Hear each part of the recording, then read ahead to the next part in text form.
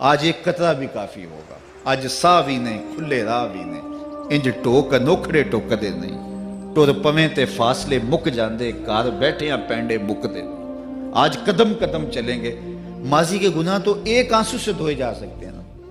وہ ایک فقیر تھا، بازار میں کھڑا رو رہا تھا، تو کسی نے روک کے کہا بابا کیا ماجرا ہے، کسی نے مارا ہے، کیوں رو رہے ہو؟ اس نے کہا نہیں نہیں نہیں، کوئی ایسی بات نہیں، ان لوگوں کے رویے نے رلا دیا۔ کہا کیا مطلب؟ کہا بازار سے گزر رہا تھا، ان لوگوں کو دنیا میں کھوئے ہوئے دیکھا تو میرے دل میں ترس جاگا، تو میرا خیال یہ ہوا کہ ان بندوں کی رب کی صلح نہ کروا دوں۔ تو میں نے پھر اس سے بات کی، تو آواز آئی ٹھیک ہے لے آ ان کو میری چوکھٹ پہ، ایک آنسو سے سارے گناہ معاف کر دوں گا۔ میں بڑا خوش ہوا، میں ان سے بات کی، یہ الٹا میرا مذاق اڑانے لگے، جا بابا کام کر، تجھے کیا پتا دنیا داری کیا ہوتی ہے۔ تو وہ تو مان رہا تھا، یہی نہیں مان رہے، تو مجھے ان کے رویے پہ رونا آ رہا ہے۔ وہ کہتا ہے میں بخشنے پہ آمادہ ہوں، ہم تو مائل بکرم ہیں، کوئی سائل ہی نہیں، راہ دکھلائیں کسے، راہ رب منزل ہی نہیں، جلوائے طور تو موجود ہے، کوئی موسیٰ ہی نہیں۔ وہ تو کہتا ہے میں معاف کر دوں گا، لیکن یہ عجیب ہے کہ یہ آمادہ ہی نہیں ہے، یہ مان ہی نہیں رہے۔ تو مجھے ان کے رویے پہ افسوس آ گیا، ان کے رویے پہ رونا آ گیا، اس لیے میں رو رہا ہوں، ورنہ نے مجھے مارا نہیں، کوئی تکلیف نہیں پہنچائی۔ خیر اگلے دن وہی بزرگ قبرستان کے قریب سے گزرے تو دیکھا کہ وہ بابا قبرستان میں کھڑا رو رہا ہے، تو پھر روک گیا کہ بابا بازاروں میں بھی روتا ہے، قبرستانوں میں بھی روتا ہے، آج کیا ماجرا ہے؟ کہا آج بھی میرا ماجرا کل والا ہی ہے۔ کہا کیا مطلب؟ کہا کل بازار سے گزر رہا تھا، ان کو دنیا میں کھوئے ہوئے دیکھا، میرے دل میں ترس جاگا، تو میرا خیال ہوا ان بندوں کی اور رب کی صلح کروا دوں، تو وہ تو مان رہا تھا، وہ بندے ہی نہ مانے، تو آج میں ادھر آ گیا۔ میں نے کہا چلو ان سے بات کرتے۔ آج میرا خیال یہ ہوا کہ قبرستان والوں کی اور رب کی صلح کروا دوں۔ تو کہا پھر آج کیا بنا؟ کہا آج یہ مان گئے ہیں، وہ نہیں مانتا۔ تو صاحبو آج وہ مان رہا ہے، آج ہم مان جائیں۔ میں نے کتب میں پڑھا ہے کل قیامت کے دن نیکوکار بھی پچھتائیں گے۔ بدکاروں کا پچھتانا تو سمجھ میں آتا ہے، نیکوکار کیوں پچھتائیں گے؟ جب اپنے اچھے اعمال کی جزا دیکھیں گے تو پچھتائیں گے، جو چند لمحے ضائع کر دیے وہ بھی کیوں ضائع کر دیے۔ قیمتی زندگی ہے، یہ ٹوٹتی سانسیں، ان کی قدر کیجیے۔ ایک بزرگ فرماتے ہیں کہ مجھے اس بات کی سمجھ نہیں آتی تھی کہ جو قرآن نے کہا ان الانسان لفی خسر، بے شک انسان خسارے میں ہے، تو میں سمرقند کے بازار سے گزر رہا تھا تو وہاں ایک آدمی پھٹے پہ برف رکھ کے بیچ رہا تھا اور ساتھ آواز لگا رہا تھا۔ آج کل تو یہاں وہ پاپڑ بیچنے والے بھی کوئی آواز لگاتے، تو وہ برف پھٹے کے اوپر رکھ کے بیچ رہا تھا اور ساتھ آواز لگا رہا تھا۔ آواز کیا تھی؟ ارحمو ارحمو الا من یذوب راس مالہ، او گزرنے والوں میرے پہ ترس کھاؤ، میں ایسا تاجر ہوں جس کا راس المال پگھلتا جا رہا ہے۔ چونکہ یہ جو برف ہے ایسا سودا ہے جو گاہک کا انتظار نہیں کرتا۔ آپ کپڑا بیچتے ہیں، آج گاہک نہیں آیا، ہو سکتا ہے کل دعانے مہنگا بیچ لیں۔ آپ پیٹرول بیچتے ہیں، ہو سکتا ہے کہ کل پڑا 6 روپے اوپر چلا جائے، آپ کا لاکھوں کروڑوں کا فائدہ ہو جائے۔ لیکن آپ اگر برف بیچتے ہیں، آج نہیں بکی تو کل برف ہی نہیں ہوگی۔ تو وہ سیل پہ برف بیچ رہا تھا اور ساتھ لوگوں کو دہائی دیتے ہوئے کہہ رہا تھا، او لوگو میرے پہ ترس کھاؤ، مجھ سے برف لیتے جاؤ، میں ایسا تاجر ہوں جس کا راس المال پگھلتا جا رہا ہے۔ تو کہتے ہیں جب اس نے یہ آواز لگائی نا تو میرے قدم رک گئے اور میں اس کے قریب چلا گیا اور میں نے کہا کہ مجھے ان الانسان لفی خسر کا ترجمہ سمجھ میں آ گیا۔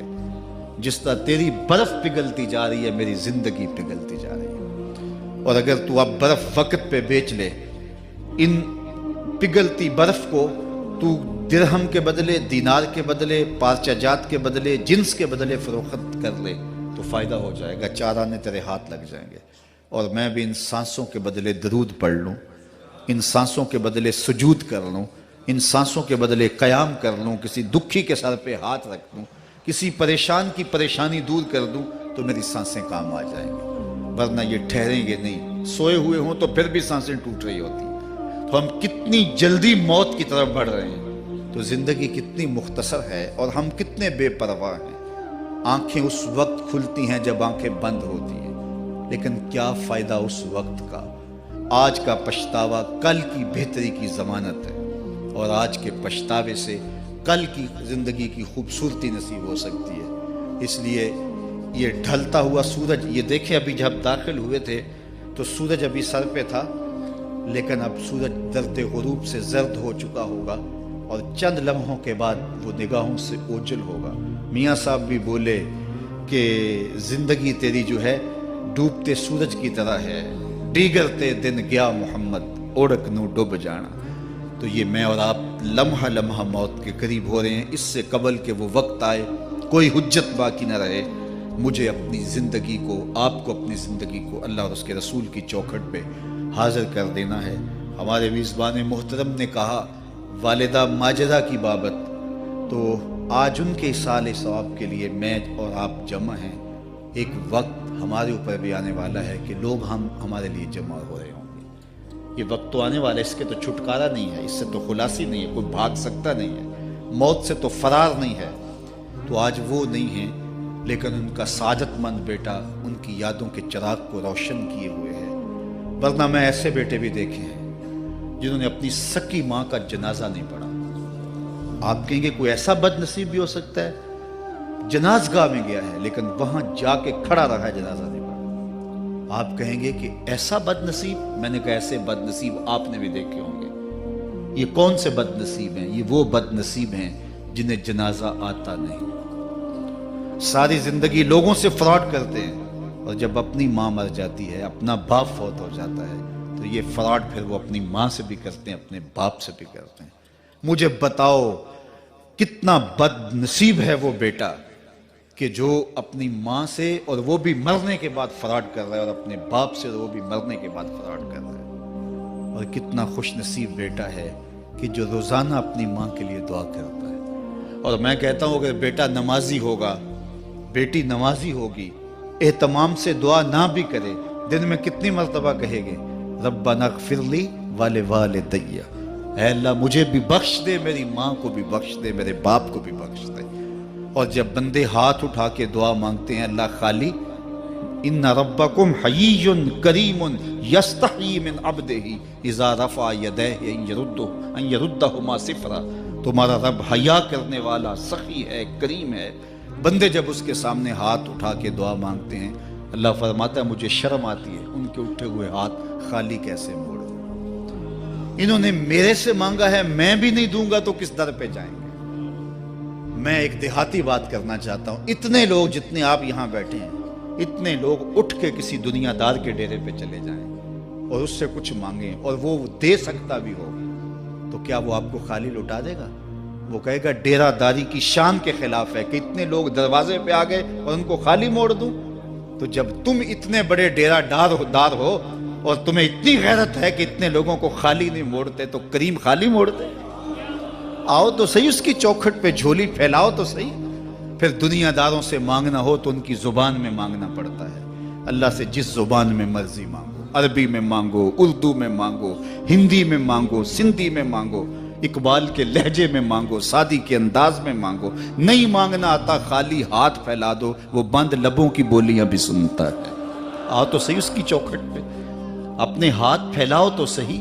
دنیا داروں سے مانگے تو ناراض ہوتے ہیں، خدا سے نہ مانگو تو ناراض ہوتا ہے۔ اللہ کل ما یابو بکم ربی لولا دعاؤکم، آؤ نا اس کی چوکھٹ پہ، دستے طلب دراز کرو۔ دنیا داروں سے مانگنے کے لیے وقت چاہیے۔ اس وقت تو صاحب سوئے ہوں گے، اس وقت تو ناشتہ کر رہے ہوں گے، اس وقت تو بیوی بچوں کے ساتھ مشغول ہوں گے، لیکن اللہ سے جب بھی مانگو، پچھلے پہر کنڈی کھڑکاؤ در رحمت کھلا پاؤ گے۔ دن کو مانگو، رات کو مانگو، مانگو تو صحیح، وہ تو اتنا کریم ہے۔ اچھا بت کو سامنے کھڑا کیا ہے اور زلیخا ہاتھ جوڑے بت کے آگے پکار کرتی ہے، روزانہ سے شام کھڑی ہو جاتی ہے، یا صنمی یا صنمی، اے میرے بت، اے میرے بت، بچھڑا ہوا یوسف ملا دے۔ سحر دم تک پکارتی رہتی، عمر بیت گئی، چہرے پہ جھریاں آ گئیں، بڑھاپا طاری ہو گیا۔ ایک دن رات کا پچھلا پہر ہے، بت کے آگے ہاتھ جوڑے یا صنمی کا وظیفہ پڑھ رہی ہے۔ اچانک نیند کا جھٹکا آ گیا، زبان بل کھا گئی، بولی یا سمادی، یا سمادی۔ کہا جبریل جلدی جا، یوسف کے گھوڑے کا رخ موڑ دے۔ یا اللہ تجھے تو نہیں پکار رہی، وہ تو بت کو پکار رہی ہے۔ زبان بل کھا گئی، یا صنمی کی بجائے یا سمادی کے لفظ زبان پہ آ گئے۔ کہا جبریل اتنا عرصہ ہوا بت کو پکارتے ہوئے، اس نے کوئی جواب نہیں دیا، آج جیسے بھی اس کے لبوں پہ میرا نام تو آیا ہے، اگر میں نے بھی جواب نہ دیا میرے اور بت میں فرق کیا ہوا؟ تو آؤ آج کی اس مجلس میں ہم ان کی والدہ کے لیے دعا مانگیں۔ اے عرش کے مالک، ان کی والدہ کو حضور کی ماں کا صدقہ جنت کی بہاریں عطا کر، اور ہم اپنے ماں باپ کے لیے بھی دعائیں مانگے۔ اے اللہ ہمارے ماں باپ کی مغفرت فرما، ماں باپ کی قدر کرو۔ میں نے یہ بھی پڑھا ہے، جو اپنے والدین کے لیے روزانہ دعا مانگتا ہے، والدین زندہ ہوں تب بھی، فوت ہو گئے ہوں تب بھی، روزانہ ماں باپ کے لیے جو شخص دعا مانگتا ہے، ساری زندگی اس کے رزق میں بے برکتی نہیں آ سکتی۔ تو اپنے ماں باپ کو اگر زندہ ہیں تو قدر کرو، فوت ہو گئے ہیں تو ان کے لیے کثرت کے ساتھ دعا کرو۔ یہ گھنا سایہ ہے۔ کبھی آپ نے درخت کو دیکھا ہے کہ ساری دھوپ اپنے پتوں میں جذب کرتا ہے اور نیچے بیٹھنے والوں کو چھاؤں دیتا ہے؟ ماں باپ سارے دکھ اپنے اوپر لیتے ہیں، اپنی اولاد کو آسائش اور راحت پہنچاتے ہیں۔ قدر نعمت زوال نعمت کے بعد ہوتی ہے، جب نعمت پاس ہو تو قدر نہیں ہوتی، جب چھنتی ہے تو پتہ چلتا ہے کہ کتنی بڑی دولت تھی جو چھن گئی۔ میں تو آپ کیا، میری اور آپ کی حیثیت کیا، ماں کی کمی تو آمنہ کے لال نے بھی محسوس کی ہے۔ ایک دن حضور مسجد نبوی میں تشریف لائے، تا حد نظر صحابہ تھے۔ الحاوی للفتاوی میں امام سیوطی نے لکھا ہے، حضور کو دیکھا تو ادب سے کھڑے ہو گئے، بس یہ منظر دیکھنا تھا کہ چشمان اقدس سے آنسو چم چم جاری ہو گئے، اور حضور نے ایک ٹھنڈی آہ بھری اور روتے ہوئے کہا، لو ادرکت والدی او احدہما، کاش آج میرے ماں باپ زندہ ہوتے۔ انسان نے دکھوں کا دور دیکھا ہو نا، اچانک خوشحالیاں مل جائیں تو پھر انسان یہ آرزو کرتا ہے کہ میرے ماں باپ نے میرا وہ غربت کا دور دیکھا تھا، آج دولت کی چہل پہل بھی دیکھتے، آج میرے آنگن میں بہاریں بھی دیکھتے تو کتنے خوش ہوتے۔ اب حضور جب پیدا ہوئے تھے تو باپ کا سایہ سر پہ نہیں تھا، 6 سال کی عمر تھی، اپنی ماں کے ساتھ حضور مدینہ المنورہ گئے، واپسی ابوا کے مقام پہ حضرت آمنہ کی طبیعت خراب ہو گئی، اور انہیں لگا کہ یہ میری بیماری جان لیوا ہے۔ ام ایمن کو بلایا، کہا میرے بیٹے کو بحفاظت امیر قریش تک پہنچا دینا، پھر خود حضور کے سر پہ ہاتھ رکھا۔ سیدہ آمنہ سلام اللہ علیہا حضور سے کوئی باتیں کرنا چاہ رہی تھی، لیکن ضبط کے بندھن ٹوٹ گئے۔ ابن حشام سیرت کی پہلی کتاب ہے، اس میں تفصیل سے یہ واقعہ موجود ہے۔